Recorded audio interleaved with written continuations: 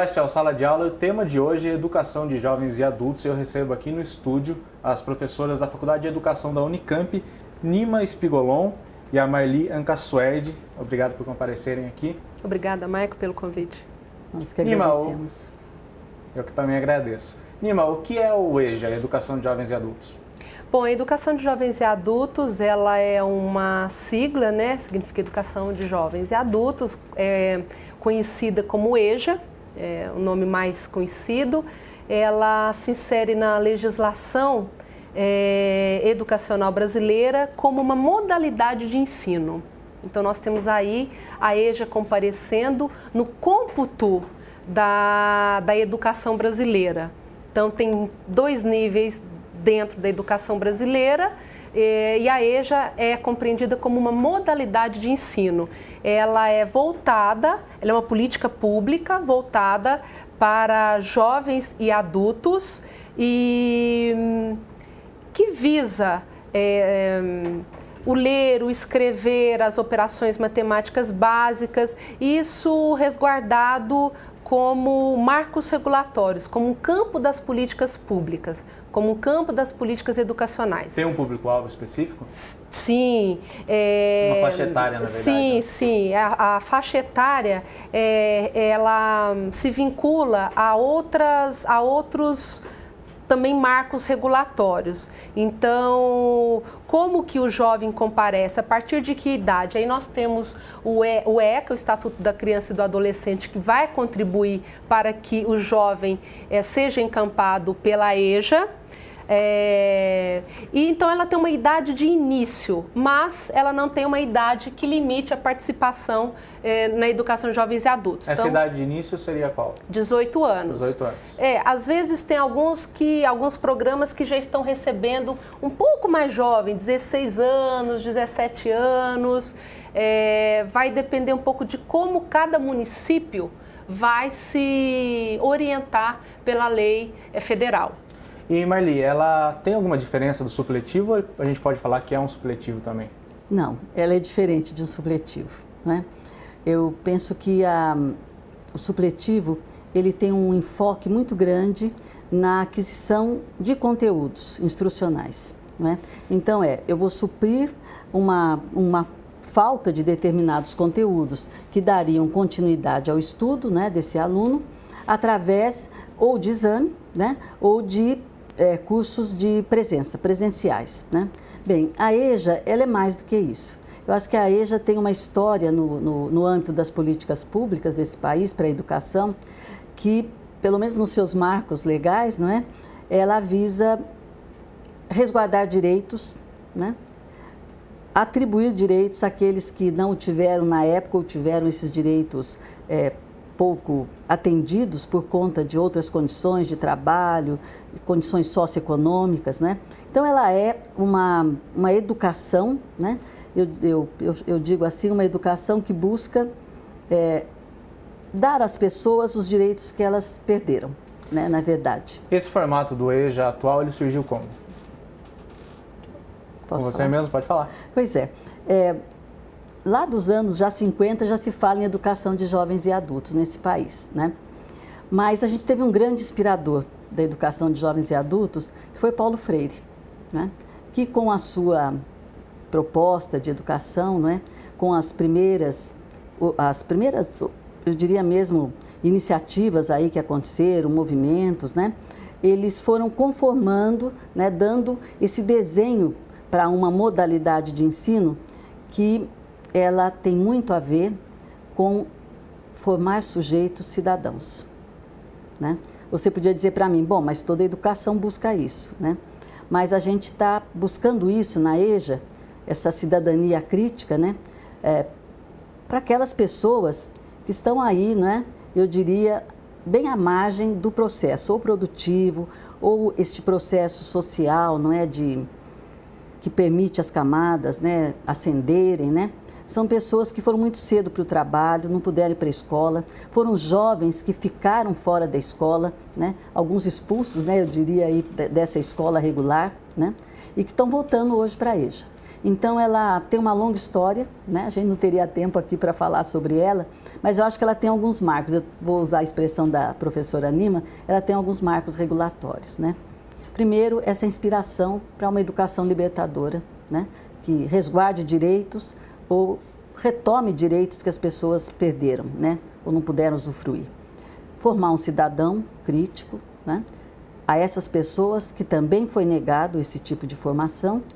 E eu penso que formar uma sociedade que podemos constituir, né? Podemos, nós todos, constituirmos uma sociedade mais justa, que é o que todos nós queremos, né? Vocês falaram que tem uma idade para começar, que é a partir dos 18 anos, mas tem uma faixa etária que mais frequenta esse tipo de curso? Sim, inclusive na Unicamp nós temos pesquisas já realizadas, em outras em curso, tanto na Faculdade de Educação como em outras unidades, o IFCH, por exemplo, o Instituto de Economia, o IEL, mas esse público dos 16, os 18 até os 25 é um público que dos anos 2000 para cá tem se destacado em números, buscando a EJA. E aí os motivos são variáveis: certificação, mundo do trabalho, melhores condições de inserção na sociedade, os fatores, uma interrupção nos estudos de forma regular. Depois nós temos um segundo público dos 25 aos 45 também, com um número considerável de reingresso ou de ingresso na EJA, e um terceiro público que a gente diria entre adultos e idosos, dos 45 até 65, 75, 85, 95, porque a EJA ela tem peculiaridades e características muito próprias. Ela não se limita à idade cronológica desses sujeitos, mas sim a capacidade de ensinar e aprender, a capacidade de emancipação e os sujeitos fazedores de história. Só mais uma parte, além da idade cronológica, esses marcadores de 18, 16, 25, 45, 65, a EJA tem uma característica que é como os municípios se organizam. Isso. Então, por exemplo, o município de Campinas, ele tem a FUMEC, que trabalha com a alfabetização, que seriam os anos iniciais. Depois ele tem nível 1 e o nível 2, que seria o ensino fundamental e médio, e ainda a parte recoberta pelo Estado.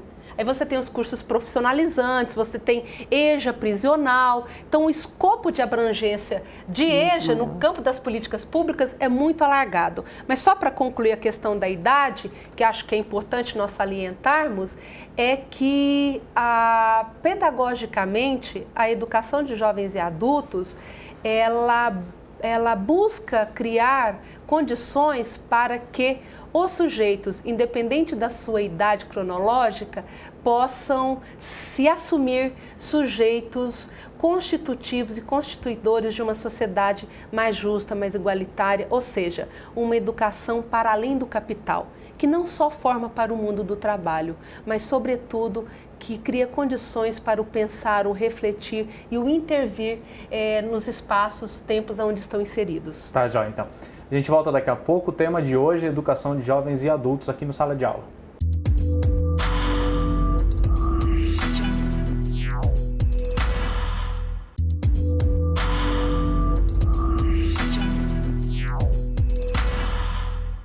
Estamos de volta com o Sala de Aula, que hoje fala sobre educação de jovens e adultos.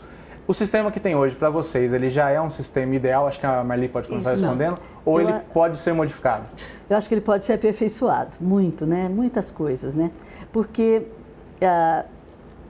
por exemplo, eu acho que tem algumas questões que são básicas, né? O município tem assumido, os municípios têm assumido a EJA, né? Nos seus diferentes níveis, eles têm assumido. E das suas diferentes instituições, né?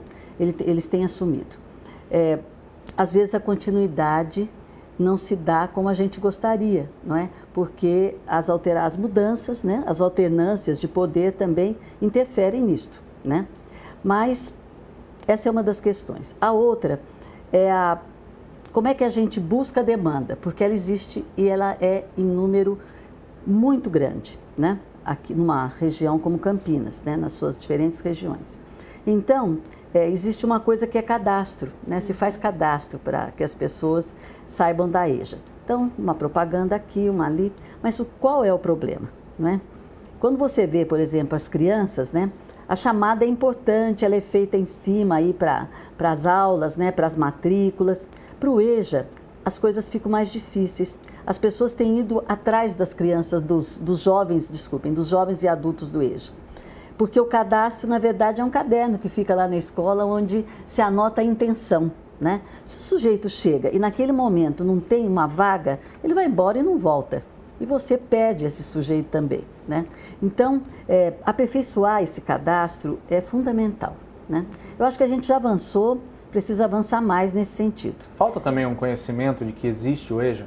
Pois é, as pessoas eles têm a notícia do EJA, não é? Porque os diferentes rádio, as coisas acabam comunicando, né? O EJA, matrícula para EJA e tal. Mas o que eu acho que é mais importante ainda quando você pensa aonde é que estão essas salas de EJA? É uma política integrada, né? Por exemplo, o sujeito vai no posto de saúde, né? Que ele pudesse saber lá no posto de saúde que tem tal núcleo, que tem tal escola, que tem tal sala de EJA e que ele pode ir lá que tem uma vaga para ele. Então, essas políticas, se fossem mais integradas, né, no âmbito do município, elas certamente dariam uma resposta muito mais efetiva a essa demanda que fica perdida por aí. Ela é grande, mas, né, a gente não tem ideia do tamanho dela. Além das questões sociais que a gente tem, de pessoas que necessitam realmente de trabalhar com uma idade sendo um pouco mais jovem, a necessidade de existir um curso para jovem adulto mostra uma deficiência no ensino? Olha, essa é uma questão crucial para a trajetória histórica da educação de jovens e adultos no Brasil. Por quê? Ela nasce no Brasil colônia, só para a classe das elites. Então, essa questão ela é histórica. Eu vou tentar trazê-la um pouco para a contemporaneidade, pensando que sempre é tempo de ensinar e aprender. Sempre é tempo de alargar o horizonte de uma educação que seja vista como um direito. Então, a educação de adultos, quando discutida como um direito do cidadão, como um dever do Estado, e que no bojo das suas políticas públicas contemple financiamento, contemple formação de professores, contemple a defasagem de oportunidades de acesso. À educação, e não apenas à escola, mas o conjunto que compreende a educação. Uma política pública que tenha garantido o acesso, a permanência e a cobertura. Isso é questão fundamental para a gente pensar a educação de jovens e adultos para além de formar o mercado de trabalho, para além das demandas imediatas externas, mas também uma demanda interna. E como isso comparece na formulação da educação de jovens e adultos. Ou seja, a necessidade da pessoa, a necessidade que a pessoa sente em estudar, em se desenvolver. Isso, mas resguardada por condições sociais, socioeconômicas e culturais que uma política pública de Estado assegure. Porque não basta você ter esse aspecto do sujeito ir procurar. É preciso que o Estado também ofereça e crie condições para que esse direito seja efetivado. Ou seja, são as condições reais de existência, mas que tenham por trás a figura do Estado garantindo a educação como política pública. E aí, Maicon, um aspecto muito importante. A educação, ela faz parte do conjunto das políticas sociais. Então não dá para conversar sobre educação descolada desse conjunto de políticas sociais. Moradia, previdência, segurança, saúde. Aí sim a EJA tem melhores condições de ser compreendida, executada, refletida e dialogada. Tá, joia. A gente volta daqui a pouco. O tema do Sala de Aula de hoje é a educação de jovens e adultos.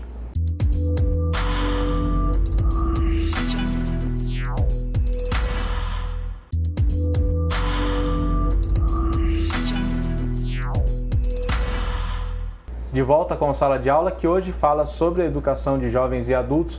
Marli, existe um feedback dos alunos que fazem essa educação?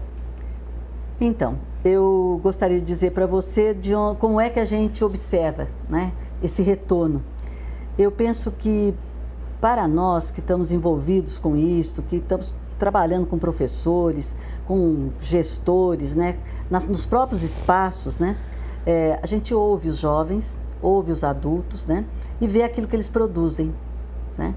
Então, a produção dessas pessoas, ela é muito interessante, porque você tem a oportunidade de ver os sujeitos por inteiro, né? A expressão deles, né, ela não é só a oralidade, né? Aqui é bom, aqui eu gosto, esse é um ambiente que eu estou com os meus da minha idade, né? Eu me sinto bem aqui, né? Eu tenho com quem conversar, os mais velhos sempre têm estas expressões, não é? Para dizer da satisfação que eles têm com aquilo que eles podem ganhar no convívio, né? Além daquele desejo que eles estão conseguindo, né? O sonho sonhado, que é aprender a ler e escrever, aprender a ler uma carta, poder mandar uma carta para alguém, poder abrir a internet, né? Que é muito interessante, eles gostam também. Alguns deles chegam até a prestar algum vestibular, alguma coisa? A entrar na universidade? Pois é.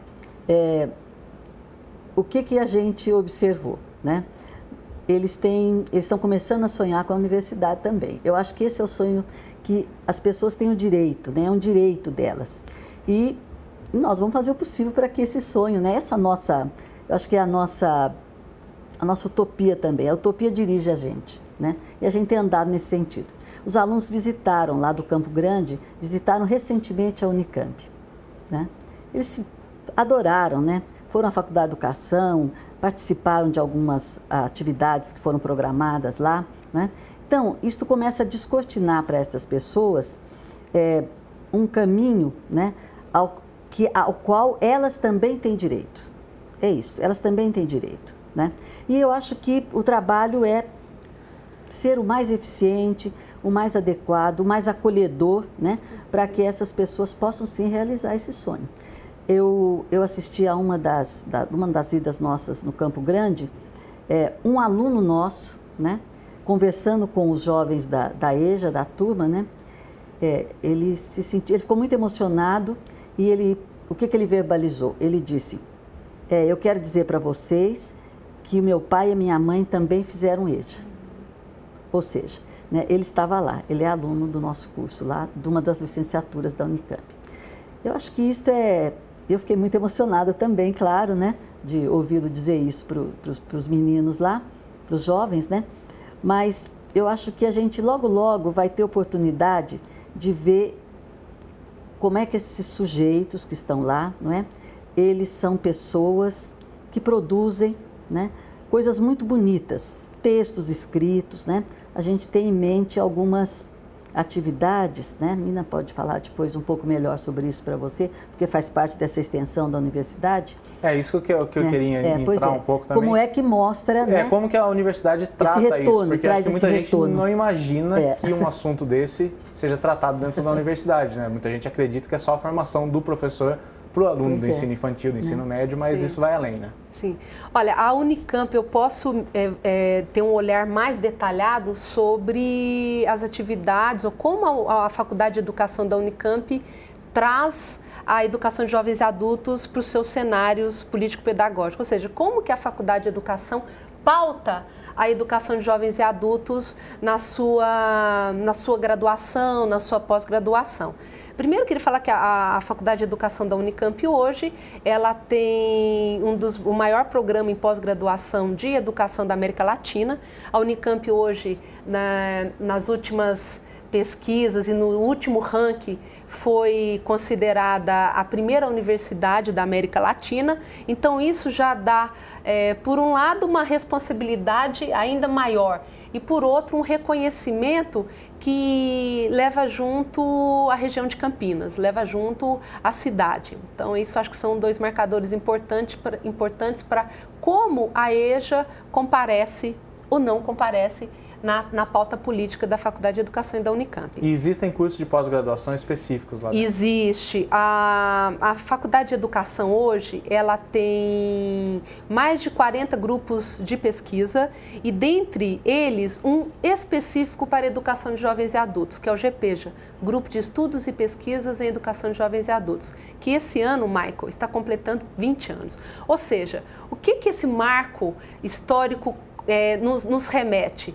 Que há 20 anos a universidade, a Faculdade de Educação, a Unicamp, já tinha um posicionamento vanguardista em trazer a educação de jovens e adultos, inicialmente como educação de adultos, para o escopo das suas pesquisas. Pesquisa, ensino e extensão, porque essa articulação ensino, pesquisa e extensão é um dos pilares da universidade. E aí, Michael, mais um adendo importantíssimo. A Unicamp como universidade pública.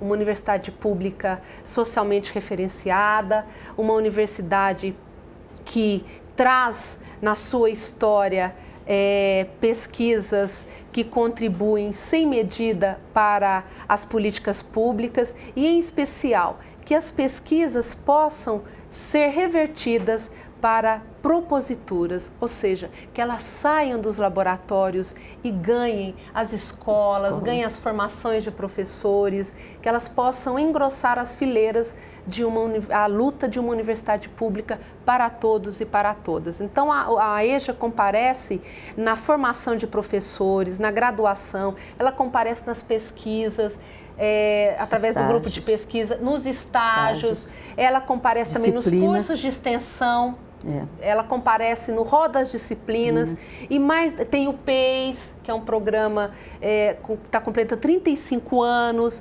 Então, eu entendo que aqui, de forma muito limitada e resumida, um pouco o que a Unicamp, o que a Faculdade de Educação tem tentado dialogar com a EJA. E esperamos que esse seja o início de um diálogo que possa fortalecer esse campo de discussão. A Câmara, eu acho que quando vocês nos convidam é um marco importantíssimo. E, para terminar, que a educação de jovens e adultos é para nós uma luta, é para nós uma razão de vida, de existir. Então, acho que a universidade quer abraçar, mas, sobretudo, ela também quer ser abraçada. E talvez a educação de jovens e adultos seja um desses braços. Tá já, gente. Muito obrigado. Nosso tempo acabou.